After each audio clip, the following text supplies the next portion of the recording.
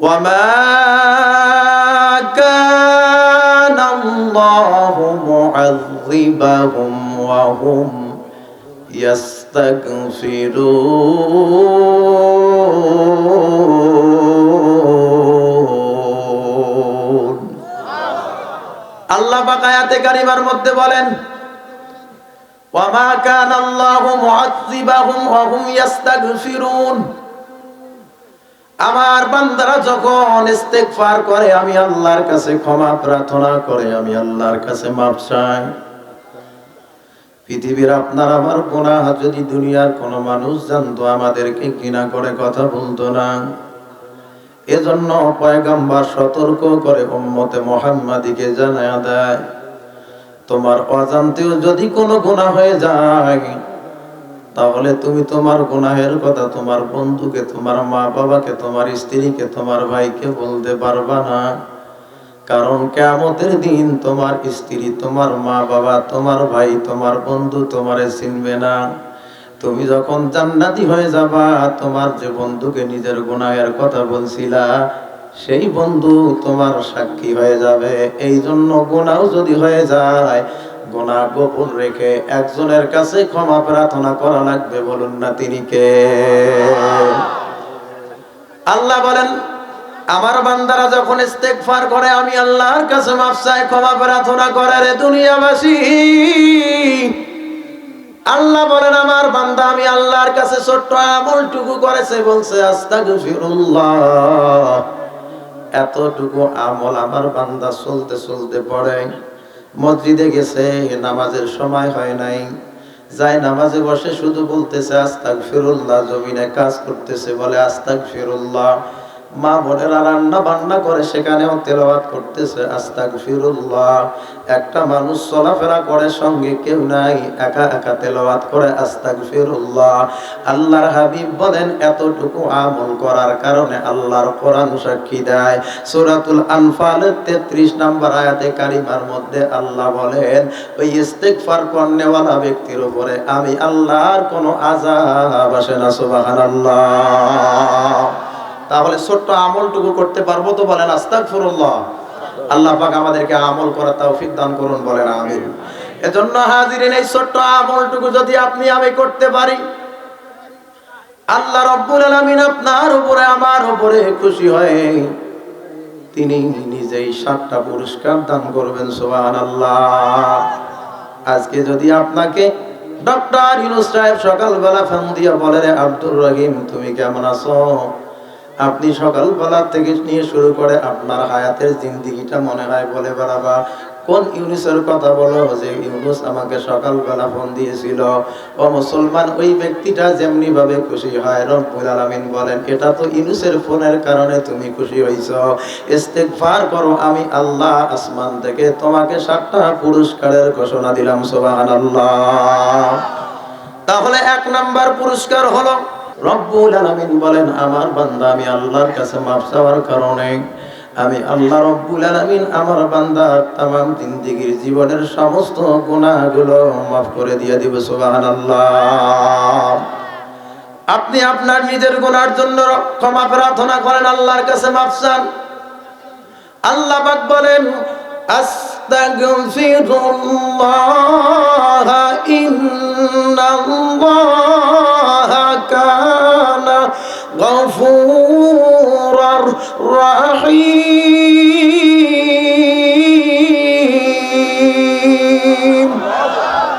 আল্লাহ বলে, রে বান্দা আস্তাগফিরুল্লাহ তেলাওয়াত করো, শুধু এতটুকু আমল করো, করার কারণে আমি আল্লাহ তোমার জিন্দেগীর গুনাহ মাফ করে দিব।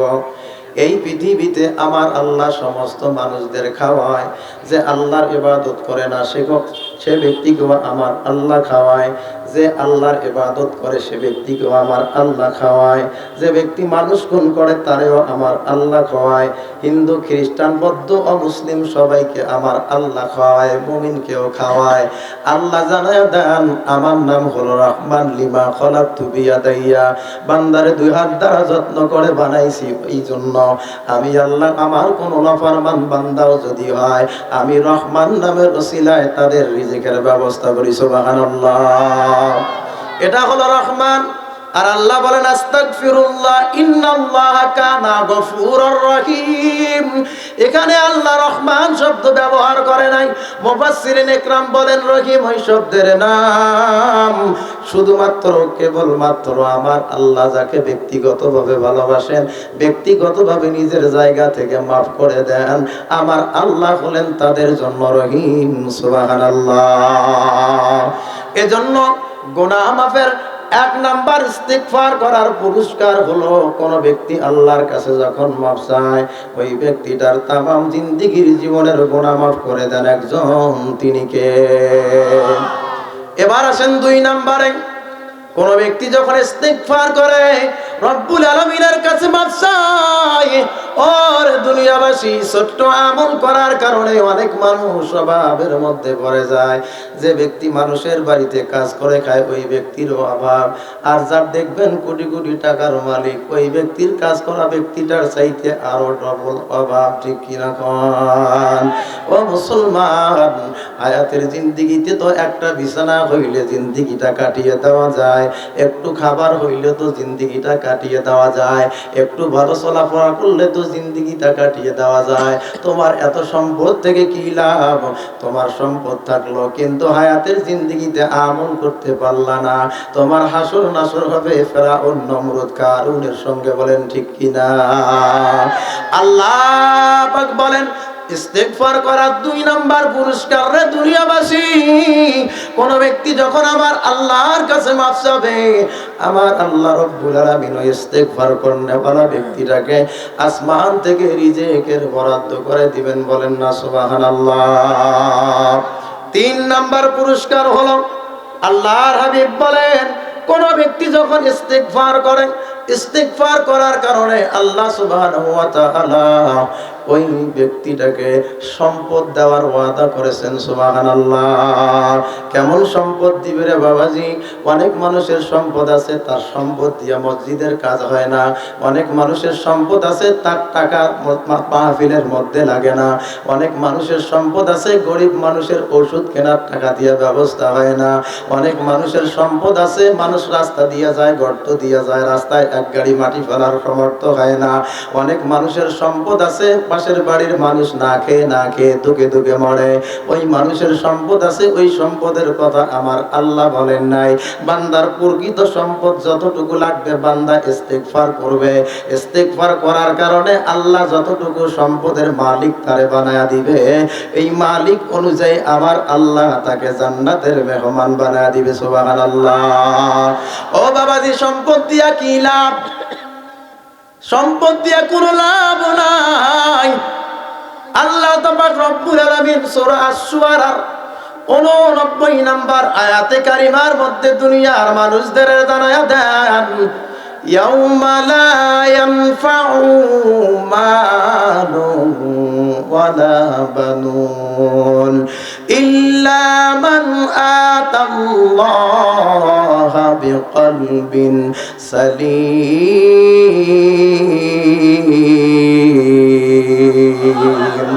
আল্লাহ বলেন কিয়ামতের দিন ধন সম্পদ আর সন্তান সন্ততির বান্দা তোমার কোনো কাজে লাগবে না, কোনো উপকারে আসবে না। শুধুমাত্র কেবলমাত্র যে মানুষটা খাঁটি মন নিয়ে নির্ভেজাল মুসলমান হইয়া অন্ধকার কবরে যাবে আর কিয়ামতের দিন হাজির হতে পারবে, ওই ব্যক্তি আমার আল্লাহর কাছে মুক্তি লাভ করবে। যার অন্তরে ভেজাল সে জান্নাত যেতে পারবে না। বলেন কথাকার? হাদিস শরীফের মধ্যে আল্লাহর হাবিব বলেন, ইন্নাল্লাহা লা ইয়ানজুরু ইলা সুওয়ারিকুম, নিশ্চয় আমার আল্লাহ কোন মানুষের চেহারার দিকে তাকাবে না। কার চেহারাটা কত সুন্দর! ও বাবাজি, আবু জাহেলের চেহারাটা কিন্তু দেখতে ছিল খুব সুন্দর, চেহারাটা জাহান্নামের আগুনে জ্বলতে আছে। ও মুসলমান, আল্লাহর হাবিব বলেন আল্লাহ চেহারার দিকে তাকাবে না। ওয়া আমওয়ালিকুম, কোন মানুষের সম্পদের দিকে তাকাবে না। ওয়ালাকিন ইয়ানজুরু ইলা কুলুবিকুম, আমার আল্লাহ বান্দার তাকাবেন অন্তরের দিকে। ওয়া আমালিকুম, সম্পদ নাই, চেহারা নাই, কিন্তু আল্লাহ হাবিব বলেন তোমার অন্তর ভালো, তোমার আমল ভালো, আমি আল্লাহ তোমার জন্য জান্নাত দিয়ে দিব। ভালো ভালো সুবহানাল্লাহ। জান্নাতের 100টা স্তর থাকবে মুমিন বান্দাদের জন্য। সর্বশ্রেষ্ঠ জান্নাতের দরজা, যার নাম হবে জান্নাতুল ফিরদাউস। যে ব্যক্তি আল্লাহর জন্য ইবাদত করবে, আল্লাহর ভয় অন্তরে থাকবে, আল্লাহর ভয় মতো জীবন পরিচালনা করবে, ওই ব্যক্তিটাকে আমার আল্লাহ জান্নাতুল ফিরদাউসের মালিক বানিয়ে দিবেন। সুবহানাল্লাহ। ও মুসলমান, তাহলে কিয়ামতের দিন ধন সম্পদ সন্তানাদি আমাদের কোনো ব্যক্তির কোনো উপকারে আসবে না, কেউ কারো উপকারে আসবে না, বন্ধু বন্ধুর উপকারে আসবে না, স্বামী স্ত্রীর উপকারে আসবে না, সন্তান মা বাবার উপকারে আসবে না, মা বাবা সন্তানাদির উপকারে আসবে না। অথচ দেখবেন যে সম্পদ কিয়ামতের দিন কোনো কাজে আসবে না। সেই সম্পদের জন্য, সেই টাকার জন্য মানুষ হয় মানুষকে হত্যা করতেও দ্বিধাবোধ করে না। ঠিক কিনা বলেন? জোরে বলেন, ঠিক কিনা? মানুষ হয় অর্থের জন্য, উপার্জনের জন্য, নিজের ক্ষমতার জন্য, নিজের টাকা পয়সার জন্য, নিজে ভালো থাকার জন্য, ভালো রাখার জন্য তিনি মানুষ হয়ে মানুষকে খুন খারাপি করতে, এমনকি দেশের টাকা পাচার করে বিদেশে বাড়ি বানানো পর্যন্ত দ্বিধাবোধ করে না। বলেন ঠিক কিনা? আমরা খুব শোকাহত ইনকালাবের মুখপাত্র শরীফ ওসমান হাদি ভাই, আমি মাহফিলে হাতিবান্ধায় প্রধান বক্তার আলোচনা দিতে গিয়ে যখন প্রোগ্রামের শুরুতে উঠি আমি তখন শুনতে পেরেছি আমার আলোচনা করার কোনো এনার্জি ছিল না। সম্মানিত হাজিরিন, এই ভাইটা কিন্তু ইনকিলাব মঞ্চের মুখপাত্র ছিল।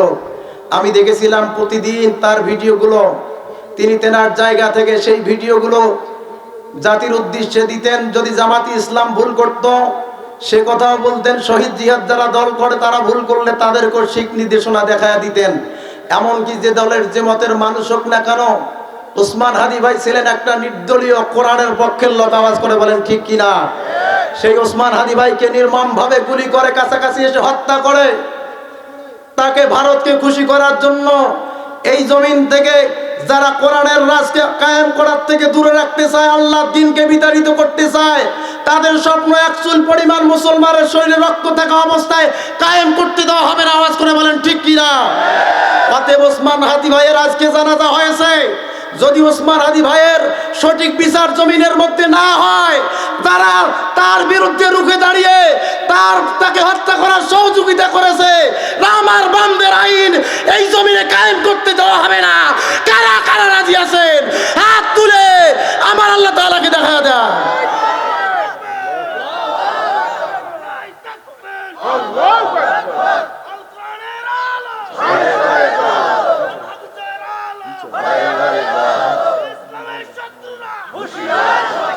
আল্লাহ কবুল আর মঞ্জুর করুন, বলেন আমিন।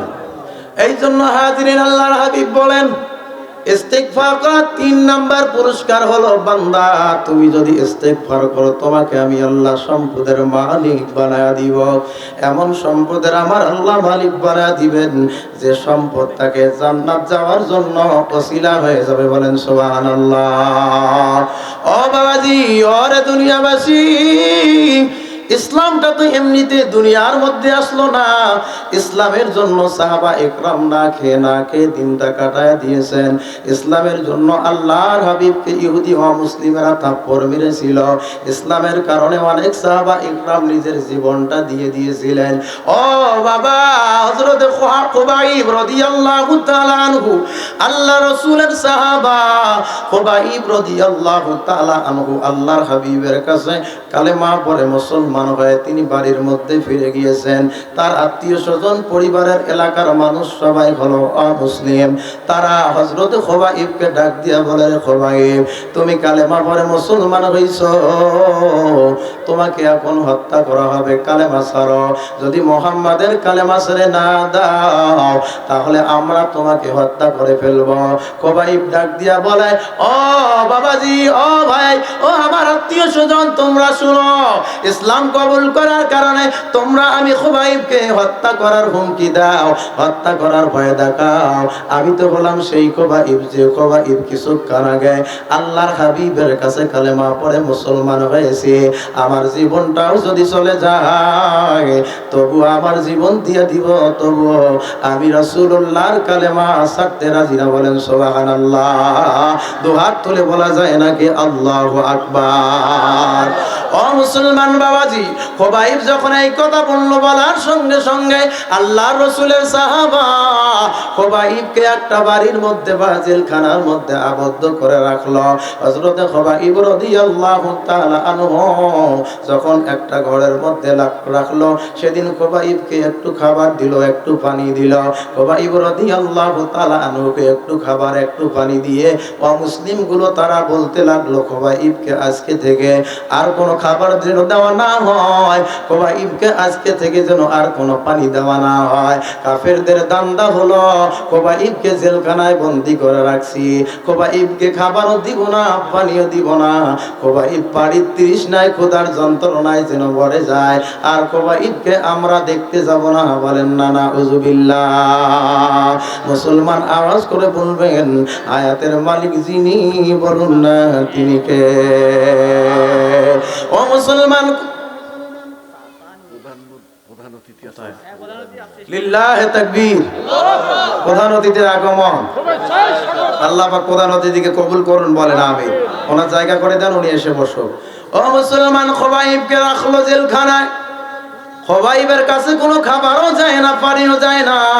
হাদিস শরীফের মধ্যে আসছে, যে বাড়িতে খোবাইব রাদিয়াল্লাহু তাআলা আনহুকে রাখছে, খোবাইব রাদিয়াল্লাহু তাআলা আনহুর ঘরে খাবার নাই, কোনো পানিও নাই।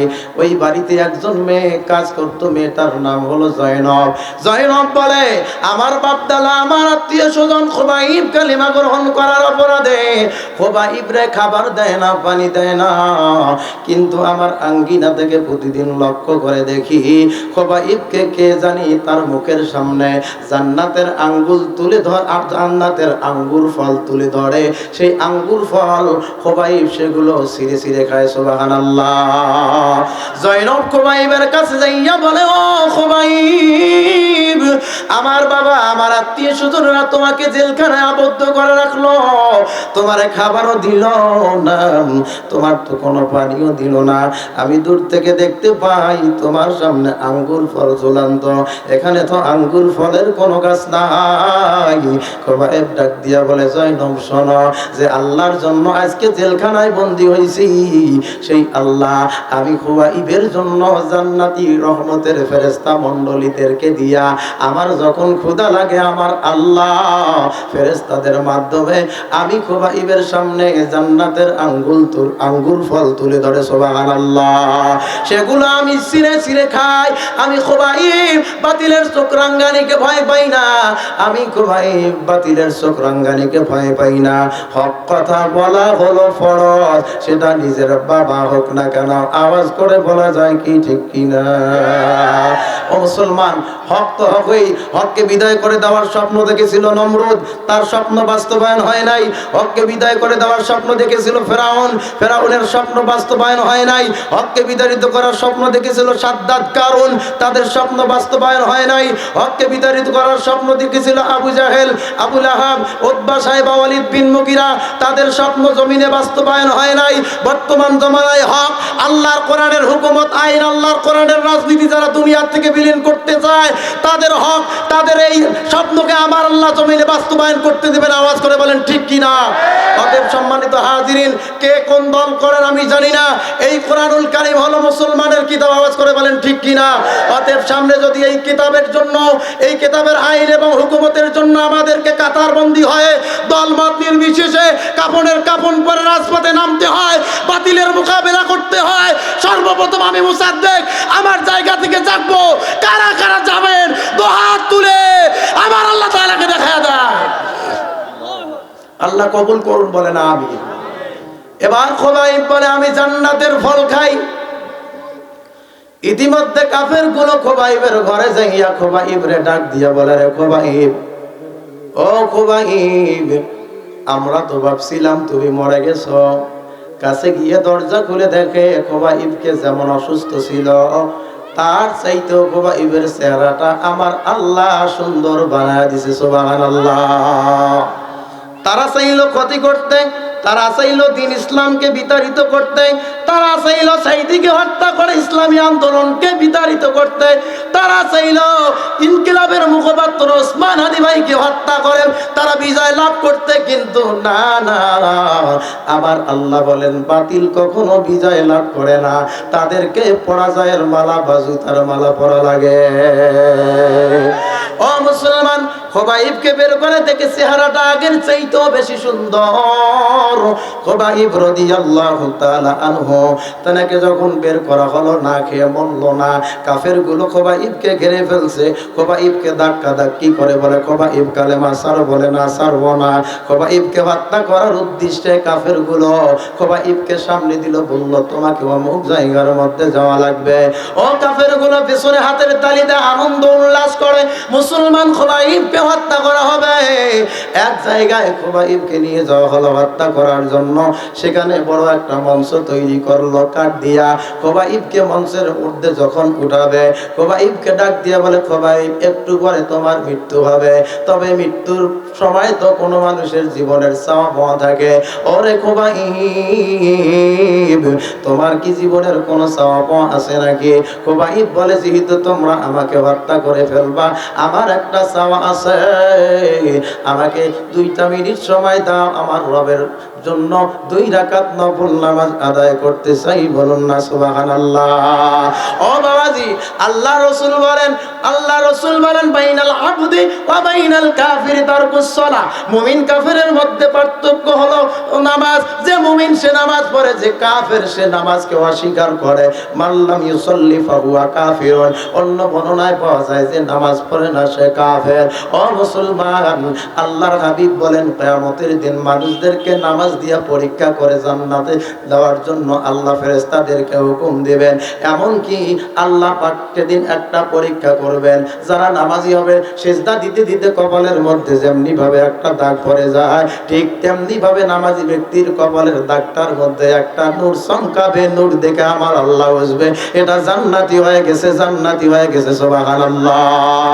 সীমাহুম ফি উজুহিহিম মিন আসারিস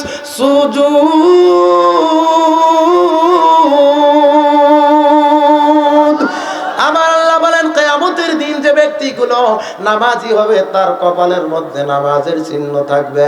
ও বাবাজি, আপনার আমার দুনিয়ায় যত আপন থাকুক না কেন, অন্ধকার কবরে আমাদের জন্য কেউ আপন নয়। আমাদের জন্য একজন আপন, আওয়াজ করে বলুন না তিনি কে? যারা যারা বললেন না আওয়াজ করে সবাই বলুন তিনি কে? খুবাইবকে বলে খুবাইব তোমার জীবনের কি কোনো চাওয়া আসেনি?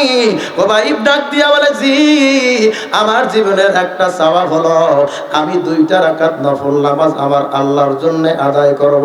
খুবাইব নামাজের মধ্যে দাঁড়া গেলেন। কিন্তু মুসলমান, বড় বিষয় হলো আপনি যদি জানেন আজকের ফজরের নামাজের পরে বা ঈশার নামাজের পরে আপনার নামাজটা জীবনের শেষ নামাজ, আপনার নামাজটা তাড়াহুড়া হবে না ধীরে হবে? কিন্তু খুবাইব সেই সময় নামাজটা খুব দ্রুত আদায় করলেন। ওরে দুনিয়াবাসী, যে সময় সাহাবীর মৃত্যু হবে জানা সত্ত্বেও নামাজ ছাড়লেন না। আজকে আরামের বিছানায় ঘুম যান, আরামের বিছানায় ঘুমান, আরামের পোশাক পরেন, যেটা সাহাবা একরাম কোন নবী আম্বিয়া কোন পান নাই, পায় নাই। এত নিয়ামত পাওয়ার পরেও যদি আল্লাহর নাফরমানি করেন, আল্লাহর কসম জান্নাতি হতে পারবেন না। জান্নাতি হতে গেলে নামাজ পড়ার দরকার। বলেন আছে না নাই?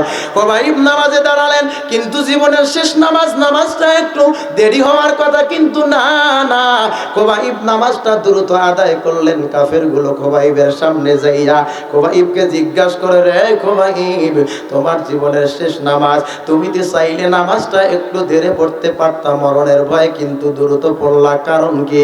খুবাইব ডাক দিয়া বলে, আমি যদি নামাজে তো আসলেই খুবই মজা পাচ্ছিলাম, আমার ইচ্ছা ছিল আমি যেন নামাজটা ধীরে ধীরে আদায় করি, কিন্তু না না, তাহলে তোমরা ভাববা খুবাইব বুঝি মৃত্যুকে ভয় পায়, যার কারণে খুবাইব ধীরে ধীরে নামাজ আদায় করতেছে। এই জন্য তোমরা যেন ইসলামকে নিয়ে সামান্য পরিমাণ কোনো কটূক্তি করতে না পারো, এই জন্য আমি আল্লাহর দ্বীনের স্বার্থে আজকাল জীবনের শেষ নামাজটা দ্রুত আদায় করছি। বলেন সুবহানাল্লাহ। খুবাইবের নামাজ শেষ হয়ে গেল। আল্লাহর হাবিবের সাহাবা খুবাইবকে খোবাইবকে শীত করে তক্তার উপরে শোয়াইলো। তক্তার উপরে শোয়ার পরে খোবাইবের হাতের মধ্যে বাবলা গাছের কাঁটাগুলো মারলো। একটা গাছ একটা তক্তা অপর তক্তার সঙ্গে কাঠমিস্ত্রিরা যেমনি ভাবে জোড়া লাগায় ঠিক তেমনি ভাবে খোবাইবকে জোড়া লাগাতে শুরু করলো। খোবাইব কান্নাকাটি করে আমার আল্লাহর দরবারে চোখের পানি ফেলায়া কান্না করে বলে, মালিক এই মুহূর্তে তো আমার সঙ্গে কেউ নাই, কে আমাকে বাঁচাবে? ও আল্লাহ, আপনার হাবিব আমার পাশে নাই, যারা যারা আছে সবাই আমাকে কষ্ট দিতেছে। আল্লাহ আজকে আপনি ছাড়া আমার সাহায্য করার কেউ নাই। তবে আল্লাহ আপনার উপর আমার বিশ্বাস আর আস্থা, আমার জীবনে যাই হোক না কেন আমি যেন আমার মরণের সময় আপনার নবীর কালেমা বলে না যাই। সুবহানাল্লাহ। আল্লাহর হাবিবের সাহাবী এই রকম করে রবের দরবারে প্রার্থনা আর কান্নাকাটির মধ্যে লিপ্ত হয়ে গেলেন। কান্না করে কাফেরগুলো খোবাইবের কানে কানে বলে, ও খোবাইব, আমরা তোমার উপর আর নির্যাতন করব না, জুলুম করব না। ও খোবাইব, একটা শর্ত হলো, তোমার নবী মুহাম্মদকে যদি তুমি গালি দাও, গালি যদি দিতে পারো, তাহলে নবীকে গালি দেওয়ার কারণে তাহলে আমরা আজকে তোমাকে মুক্তি দিব, অন্যথায় দিব না। খোবাইব ডাক দিয়া বলে, রাসূলুল্লাহকে গালি দিলে যে জীবন দুনিয়ার মধ্যে বেঁচে থাকে, ওই জীবনের আমি খোবাইবের কোনো দরকার নাই, সেই জীবনটা আমার রবের জন্য সফর্দ করে দিয়ে দিলাম। বলেন সুবহানাল্লাহ।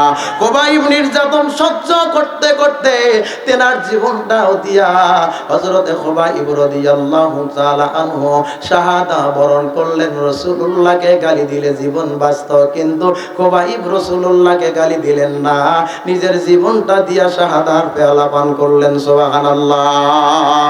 এই জন্য হাজির আমরা মুসলমান, মাঝে মধ্যে দেখা যায় কিছু নাস্তিক মোরতাদ বলে নামাজে কোরআনে নামাজের কথা আছে, হজের কথা আছে, যাকাতের কথা আছে, কোরআনে রাজনীতির কথা নাই। আল্লাহ রসুলকে রাজনীতিবিদ হিসাবে মানে না, আল্লাহ রসুলকে সমাজ রাষ্ট্র নায়ক হিসাবে মানে না, আল্লাহ রসুলকে আদর্শবান নেতা হিসাবে মানে না। আমি বলি, আমার জায়গা থেকে তুমি নিজেকে মুসলমান দাবি করতে পারো, কিন্তু আল্লাহর কোরআনকে রাসূলুল্লাহকে আদর্শবান নেতা না মানার কারণে তুমি নামে মুসলমান কামে মুসলমান না। বলেন ঠিক কিনা? এজন্য খোবাইব শাহাদা বরণ করলেন, তবুও কাফিরদের সামনে মাথা নত করলেন না। ও মুসলমান, আমি বলতেছিলাম ইস্তেগফার করার 3 নাম্বার পুরস্কার, কোন ব্যক্তি যদি ইস্তেগফার করে তারে সম্পদের মালিক বানায় দিবেন যিনি, তিনি কে? জোরে বলুন না, তিনি কে? ও মুসলমান, 4th নাম্বার পুরস্কার হলো, অনেক বাবাজি ক্লান্ত হয়ে গেছেন, অনেক কবিরাজের কাছে গেছেন, এমন একটি আজকে 4th নাম্বার ইস্তেগফার করার পুরস্কার। আল্লাহর হাবিব বলেন, কোন ব্যক্তি যখন আল্লাহর কাছে ইস্তেগফার করবে, ক্ষমা প্রার্থনা করবে, আমার আল্লাহ রব্বুল আলামিন ওই ব্যক্তির সন্তান দেওয়ার ওয়াদা করেছেন। সুবহানাল্লাহ। ও বাবাজি, সন্তান নাই, নামাজ পড়েন, পরহেজগার হন, মুত্তাকি হন, গভীর রাতে একবার রবের দরবারে দাঁড়ান। ও মা, মনের দুঃখের কথা পাশের বাড়ির মহিলাকে বলে কোনো লাভ হবে না। নিজের চরিত্রের পরিবর্তন করেন, নিজের আখলাকের পরিবর্তন করেন, পর্দা পুশিদা মানেন, আর গভীর রাতে রবের কাছে সিজদায় অবনত হন, আল্লাহরে ডাক দেন, আল্লাহ আমার সন্তান নাই, আমার সন্তানের ব্যবস্থা করে দেন। আল্লাহর হাবিব বলেন, কোন ব্যক্তি এই ছোট্ট আমলটুকু যখন পড়বে, বলবে আস্তাগফিরুল্লাহ, 4th নাম্বার পুরস্কার আমার আল্লাহ ওই ব্যক্তিটাকে সন্তান দেওয়ার ওয়াদা করেছেন। সুবহানাল্লাহ।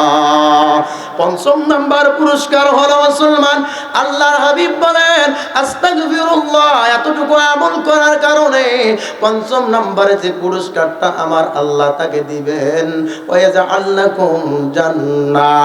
ওই ইস্তেগফার করনেওয়ালা ব্যক্তি যখন আস্তাগফিরুল্লাহ পড়তে থাকে, আল্লাহর কাছে ক্ষমা প্রার্থনা করতে থাকে, ওই ক্ষমা প্রার্থনা করা অবস্থায় ওই ব্যক্তির যদি মৃত্যু হয়, আমার আল্লাহ রব্বুল আলামিন মরতে দেরি, তার জান্নাতুল ফেরদাউসে পৌঁছাইতে দেরি করে না। আল্লাহর আল্লাহর হাবিব বলেন ইস্তিগফার করার পঞ্চম নাম্বার পুরস্কার ওয়াজআল লাকুম জান্নাহ। ও বান্দা তোমরা আমার আল্লাহর কাছে ক্ষমা প্রার্থনা করো, মালিক রে ডাকো, মালিক রে ডাকো, মালিক রে আল্লাহ বলে ডাকো। মুসলমান সবাই একবার আমার আল্লাহরে ডাক দিয়ে বলা যায় নাকি আল্লাহ? জোরে বলুন সবাই আল্লাহ। ও মুসলমান, আমার আল্লাহকে খুশি করার জন্য জীবনের প্রত্যেকটা মুহূর্তে ইস্তিগফারের আমল যদি জারি করতে পারেন, ওই সময় যদি আপনার মৃত্যু হয়, মৃত্যুবরণ করার সঙ্গে সঙ্গে ওই যে আল্লাকুম জান্নাহ, আমার আল্লাহ তাকে জান্নাতের মেহমান বানিয়ে দিবে। সুবহানাল্লাহ। আল্লাহ পাক বলেন জান্নাতের মেহমান যদি হতে চাও ইস্তিগফারের আমল বেশি বেশি করো, আমার আল্লাহর কাছে মাফ চাও, ক্ষমা প্রার্থনা করো। ওয়াসারিউ ইলা মাগফিরাতিম মির রাব্বিকুম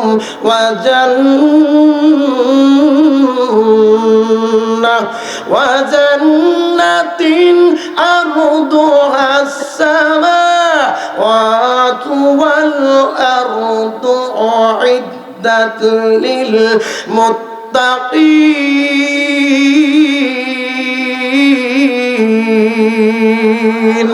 আল্লাহ বলেন ওয়াসারিউ, ও বান্দা তুমি দৌড়াও, ইলা মাগফিরাতিম মির রাব্বিকুম, আমি আল্লাহর খবর দিকে, ওয়া জান্নাতিন আরদুহাস সামাওয়াতু ওয়াল আরদ, যে খবর রাস্তাটা আসমান আর জমিনের চাইতে অনেক প্রশস্ত। যারা আল্লাহরে মাফ চায়, যারা আল্লাহর কাছে মাফ চায়, ক্ষমা প্রার্থনা করে, আরশের মালিক ডাক দিয়া বলে উইদ্দাতুল লিল মুত্তাকিন, আমি আল্লাহ দুনিয়ার গুনাহ দপ্তর থেকে তার নামটা কাটিয়া আমি আল্লাহ তাকে মুত্তাকিদের দপ্তরে শামিল করে দেই। সুবহানাল্লাহ। এজন্য আল্লাহর হাবিব বললেন তোমরা বেশি বেশি করে ইস্তিগফার করো। ইস্তিগফার করলে পরে পঞ্চম নাম্বার পুরস্কার হলো ওয়াজআল লাকুম জান্নাহ, মরণের পরে আল্লাহ জান্নাত দিয়ে দিবেন। সুবহানাল্লাহ বলেন, আওয়াজ করে বলেন আমরা জান্নাত চাই কি চাই না? জোরে বলেন আমরা জান্নাত চাই কি চাই না? এজন্য হাজিরিন আল্লাহর হাবিব বলেন ষষ্ঠ নম্বরে ওয়াজআল লাকুম আনহার, কোন ব্যক্তি যখন রবের কাছে ক্ষমা প্রার্থনা করে, আস্তাগফিরুল্লাহ তেলাওয়াত করে বলে, বলার কারণে রব্বুল আলামিন ওই ইস্তিগফার করনেওয়ালা ব্যক্তিটাকে জান্নাতের নহর দান করে দিবেন। বলেন সুবহানাল্লাহ। ও বাবাজি, আল্লাহর হাবিব বলেন জাহান্নাম দুনিয়ার আগুন যদি হাতে লাগে হাত পোড়া যাবে, পায়ে যদি লাগে পা পোড়া যাবে, মুখে লাগলে মুখে পোড়া যাবে, কিন্তু নবী বলেন কোন মানুষের শরীরে যদি জাহান্নামের আগুন লেগে যায়, যে জায়গায় লাগুক না কেন, আগে সর্বপ্রথম গুনাহগারদের কলিজাটা পোড়া যাবে। ও দুনিয়াবাসী, ও পর্দার অন্তরালের মা বোনেরা, গভীর মনোযোগ। ও মুসলমান, কোন ব্যক্তি যদি জাহান্নামী হয়ে যায়, জাহান্নামের আগুনের উত্তপ্তের কারণে ওই ব্যক্তিকে পানির পিপাসা লাগবে, হাজার হাজার পানি খাওয়ার পরেও তার তৃষ্ণা মিটবে না। জাহান্নাম ওই জায়গার নাম।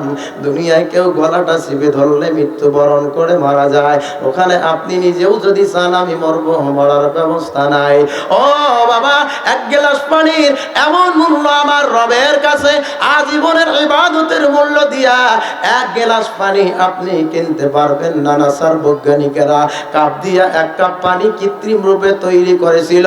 আমি হিসাব শুনেছি, একটা পত্রিকায় দেখেছি টাকা লেগেছিল 1.5 কোটি টাকা। সুবহানাল্লাহ।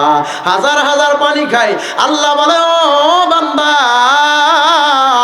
রবের কাছে ক্ষমা প্রার্থনা করো, মাফ চাও, ওয়াজআল লাকুম আনহার, আমার আল্লাহ জান্নাতে তোমার নহর দান করবে, নহর দান করবে।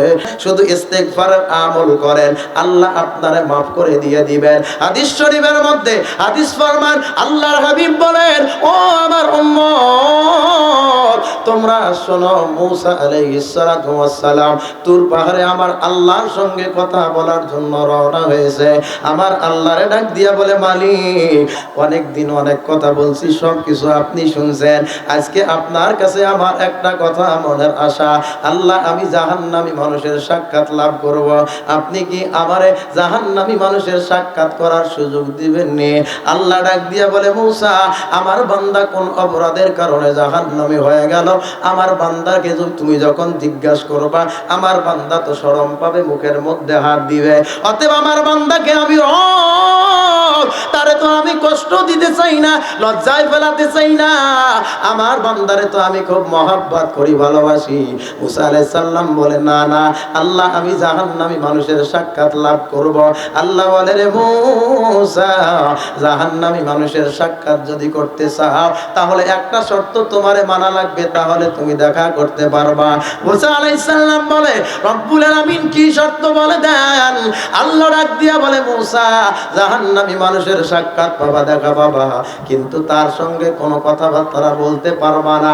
যদি শর্তে রাজি থাকো তাহলে ওয়ান টিপো, শর্তে যদি না থাকো রাজি তাহলে সামন থেকে চলে যাও। মূসা নবী বলে, আল্লাহ ঠিক আছে আমি রাজি হলাম, জাহান্নামী মানুষের সাক্ষাৎ লাভ করব, কিন্তু কোনো কথা বলবো না।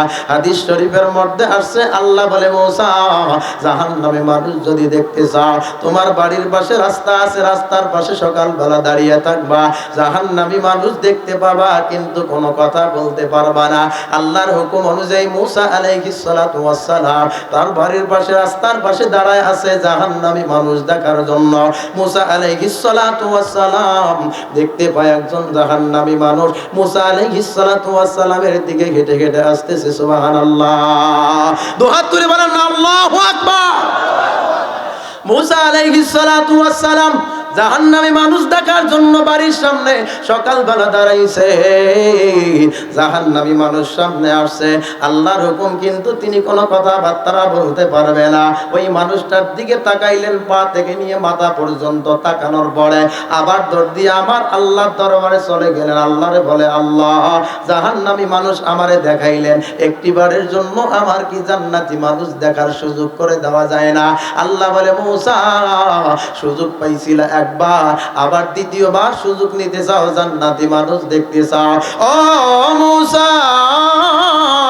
জাহান্নামী মানুষ দেখছো সকালবেলা, আবার আবদার করলা জান্নাতি মানুষ দেখতে চাও। যদি জান্নাতি মানুষ দেখতে চাও, সকালবেলা যে জায়গায় দাঁড়িয়ে দেখে জাহান্নামী মানুষ দেখছো, ওই জায়গায় বিকালবেলা দাঁড়িয়ে থাকো, জান্নাতি মানুষের দেখা পেয়ে যাওয়া। বলেন সুবহানাল্লাহ। মূসা আলাইহিস সালাম আল্লাহর কথা মতো জান্নাতি মানুষ দেখার জন্য রাস্তার পাশে দাঁড়াইছে। ওরে দুনিয়াবাসী, আল্লাহর কাছে মাফ চাইলে কেমন হয়? হাদিস শরীফ শুনেন, আল্লাহর কথা শুনেন, মনটা পরিবর্তন হয়ে যাবে। সকালবেলা জাহান্নামী মানুষ, বিকালবেলা কেমনে জান্নাতি হলো? মূসা নবী বিকালবেলা জান্নাতি মানুষ দেখার জন্য দাঁড়াইছে। মূসা নবী বলে, একজন মানুষ আমার দিকে হেঁটে হেঁটে আসতেছে, আমি লক্ষ্য করে দেখি সকালবেলার জাহান্নামী মানুষটা বিকালবেলা জান্নাতি হইয়া আমার আল্লাহ আমার সামনে ব্যক্তিটাকে হাজির করে দিয়েছে। সুবহানাল্লাহ। মূসা আলাইহিস সালাতু ওয়াস সালাম তিনি দেরি করলেন না। এটা কেমন কথা? সকালবেলা জাহান্নামী, বিকালবেলা একই ব্যক্তি জান্নাতি। দৌড় দিয়া আমার আল্লাহর দরবারে গেলেন। রব্বুল আলামিনের ডাক দিয়া বলে, গো আল্লাহ জাহান্নামী মানুষ দেখতে চাইছিলাম, আপনি দেখাইছেন সকালবেলা, জান্নাতি মানুষ দেখতে চাইলাম, বিকালবেলা দেখার জন্য দাঁড়াইলাম, কিন্তু সকালবেলার জাহান্নামী মানুষ বিকালবেলা জান্নাতি হলো, কারণটা কি? ও রে দুনিয়াবাসী, ইস্তিগফার এমন গুরুত্বপূর্ণ জিনিস, আল্লাহর কাছে মাফ চাইলে কেমন হয়? আল্লাহ বলে, ও মূসা সকালবেলা যে মানুষটা জাহান্নামী ছিল, তখন তার আমলনামায় মা বাবাকে কষ্ট দেওয়ার গুনাহ, সুদ খাওয়ার গুনাহ, জিনা করার গুনাহ, অশ্লীলতা কথা বলার গুনাহ, মানুষকে নির্দোষ মানুষকে দোষী বানার গুনাহ, ওই মানুষটার আমলনামায় খুন, গুণ, ধর্ষণ আর রাহাজানির গুনাহ ছিল থাকার কারণে ওই ব্যক্তিটা সকালবেলা ছিল জাহান্নামে।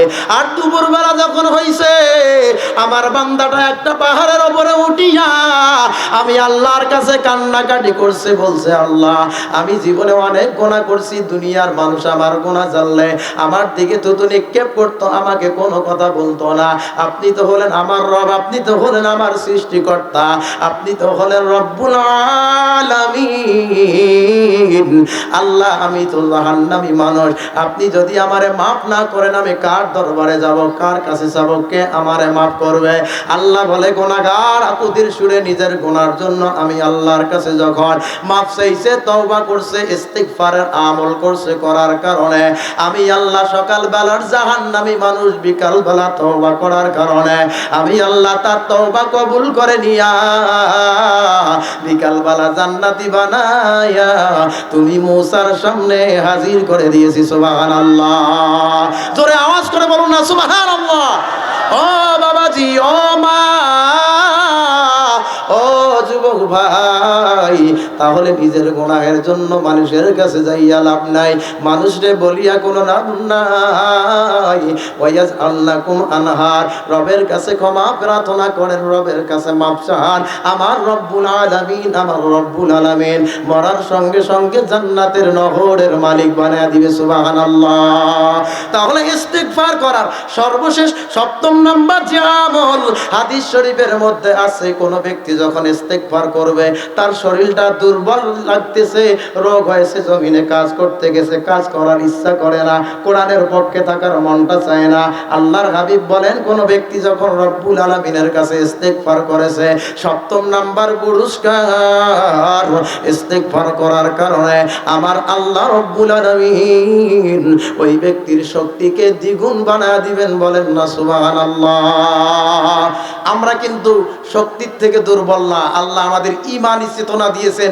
ঈমানের দিক থেকে মুসলমানদের চাইতে শক্তি পৃথিবীর কোনো পরাজিত শক্তির নাই। আওয়াজ করে বলেন ঠিক কিনা? ঈমানের দিক থেকে ঈমানওয়ালা নেতা আর ঈমান ছাড়া নেতা, এদের শক্তি কখন ঠিক সমান হতে পারে না। বলেন ঠিক কিনা? ঠিক তেমনি ভাবে মুসলমান ঈমানদার আল্লাহর গোলাম আমরা ঈমানের দিক থেকে অমুসলিমেরা, বেধর্মীরা, কোরআন ছাড়া নেতারা, তারা তাদের জায়গা থেকে ব্যক্তিগতভাবে তারা বড় শক্তিশালী। আমি বলি পাগল তুমি ছাতা আর মাথা। আওয়াজ করে বলেন ঠিক কিনা? এই জন্য হাদিরিন, তামাম দুনিয়ার মুসলিম, তামাম দুনিয়ার অমুসলিমেরা তারা ঐক্যবদ্ধ হয়েছে। ফিলিস্তিনে দেখেন সেখানে মুসলমান মারে, কাশ্মীরে দেখেন সেখানে মুসলমান মারে, মুদির দেশে ভারতে সেখানে প্রতিদিন মুসলমান মারে, বাংলাদেশে মুসলমান মারে, ভারতে দিয়ে স্থান না। আওয়াজ করে বলেন ঠিক কিনা? এই জন্য হাজিরিন, ইমানের দিক থেকে আমাদেরকে, আমরা হলাম স্বাবলম্বী, ইমানের দিক থেকে আমরা হলাম শক্তিশালী। যত ধরনের অমুসলিম তারা ঐক্যবদ্ধ হোক না কেন, আমাদেরকে পরাজিত করার জন্য আল্লাহে তাল্লাহে বিল্লাহে আল্লাহর কসম করে বলতেছি, মুমিনরা বিজয় লাভ করবে, মুমিনরা বিজয় লাভ করবে। মুমিন হয়ে কারা কারা মরতে চান হাত তুলে আমার আল্লাহ তাআলাকে দেখায়া দেন।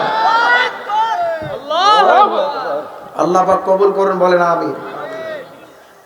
তাহলে আমরা জানলাম ওয়ামা কানাল্লাহু মুআযিবাহুম ওয়া হুম